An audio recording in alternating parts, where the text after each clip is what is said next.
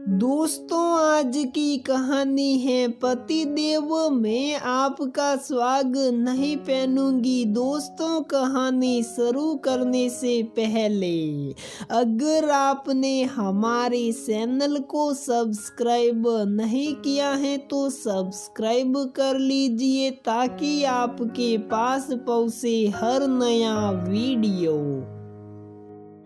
सब्जी वाली सुमन बाई की आवाज आई, भाभी सब्जी ले लो। मैंने सब्जी लेने के लिए बास्केट उठाई और सीढ़ियां उतरते हुए उसके ठेले पर पहुंच गई। आज वह काफी खुश नजर आ रही थी। उसने सब्जियों की टोकरियों के बीच में रखा हुआ मिठाई का डब्बा निकाला और उसे खोल कर मेरे सामने रखते हुए बोली, लो भाभी, मुंह मीठा करो। क्या खुश खबरी है, बहुत खुश नजर आ रही हो। मेरा इतना कहते ही वह बड़ी प्रश्न मुद्रा में मुस्कुराते हुए बोली, मेरी बेटी फर्स्ट क्लास में पास होकर इंजीनियर बन गई है। उसी खुशी में सबका मुंह मीठा करा रही हूँ। अरे वाह, यह तो बड़ी खुशी की बात है। अब आगे क्या करेगी? मैंने मिठाई का टुकड़ा मुंह में डालते हुए प्रश्न किया।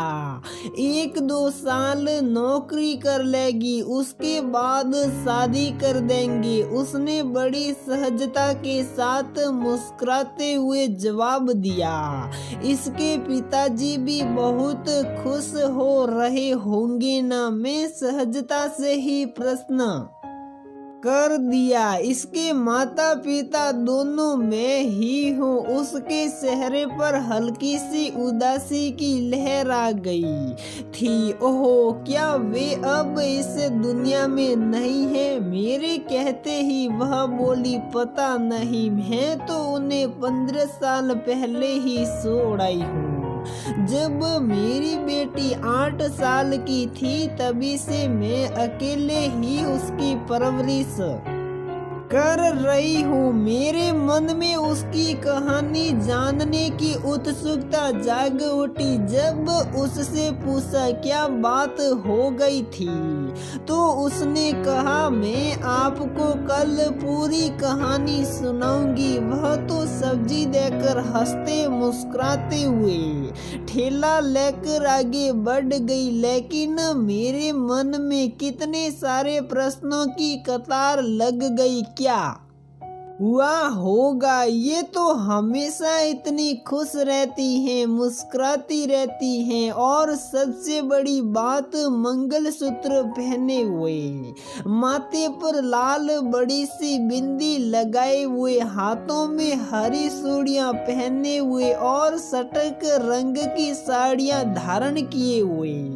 किसी भी कोण से अकेली परित्यक्ता या परेशान औरत नहीं लगती, बल्कि भरपूर जिंदगी जीते हुए, हमेशा खुश और मुस्कुराहट लिए हुए एकदम नॉर्मल और स्वाभिमानी नजर आती हैं। अगले दिन वह अपने समय पर ही आ गई। सब्जी देने के बाद वह बोली, भाभी, कल आपने पूछा था ना कि मैंने अपने पति को क्यों छोड़ा, तो जानना चाहोगे? हम लोगों में तो ये परंपरा ही चली आ रही है कि हम औरतों को मर्द काम पर लगा देते हैं और खुद शराब पीकर मौज मस्ती में दिन बिताते हैं। मेरा पति भी ऐसा ही था, यहाँ तक तो मैं सहन करती रही, लेकिन एक दिन मैं जब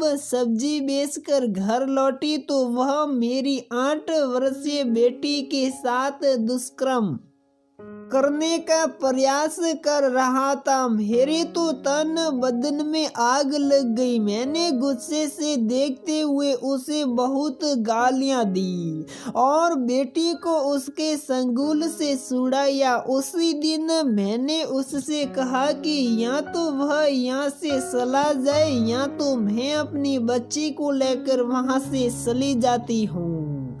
उसके साथ तो मैं किसी भी हालत में किसी भी शर्त पर नहीं रहूंगी। मेरे क्रोध को देखकर वह डर गया, क्योंकि मैंने इससे पहले कभी उस पर इतना क्रोध नहीं किया था।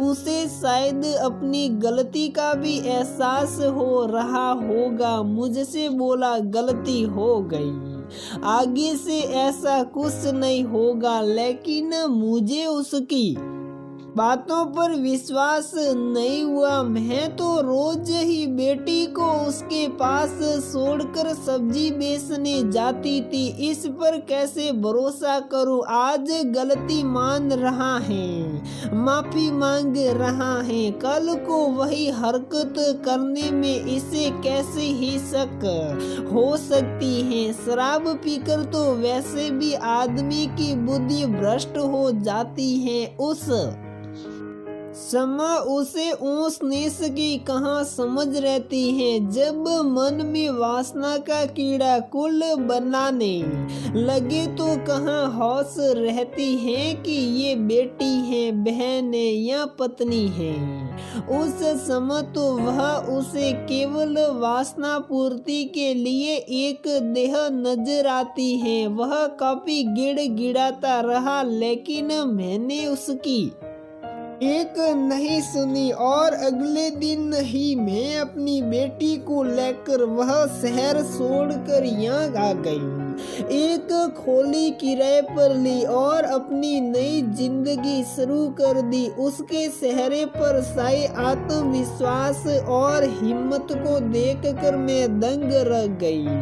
अनपढ़ होने के बावजूद भी उसने अत्याचार, शोषण, अन्याय सहन करने से इनकार कर दिया और स्वाभिमान से जीवन जीने की राह निकाल ली। एक प्रश्न जो मेरे मन में काफी देर से घूम रहा था मैंने पूछ ही लिया, लेकिन तुम ये मंगलसूत्र पहनती हो, बिंदी लगाती हो, हरी चूड़ियाँ पहनती हो, ये सब किस लिए?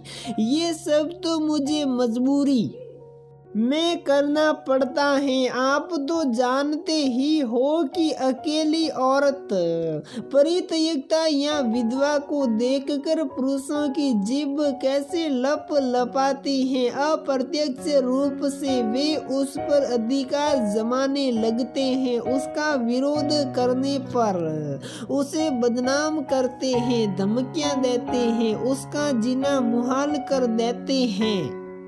इन सब से बचने के लिए ही मुझे ये स्वाग चिन्ह धारण करने पड़ते हैं। इससे अधिक इनका मेरे जीवन में कोई महत्व नहीं। कम से कम इनसे कुछ सुरक्षा तो हो जाती है। नए शहर में नए लोगों के बीच नया जीवन बिताना, और वह भी एक छोटे बच्चे के साथ बिना किसी सहारे के जीना कितनी सारी मुश्किलें थी, कैसे तुमने पार की? जब मैंने पूछा तो उसके चेहरे पर फिर से सिर परिचित मुस्कान आ गई और बोली, भाभी, जब एक बार घर छोड़ दिया और मन बना लिया कि कैसे भी परिस्थितियां हो मुझे अपने बच्चे के साथ अपनी मर्जी से जीवन जीना है, तो फिर मुश्किलों का सामना करने में बहुत ज़्यादा कठिनाइयाँ महसूस नहीं हुई।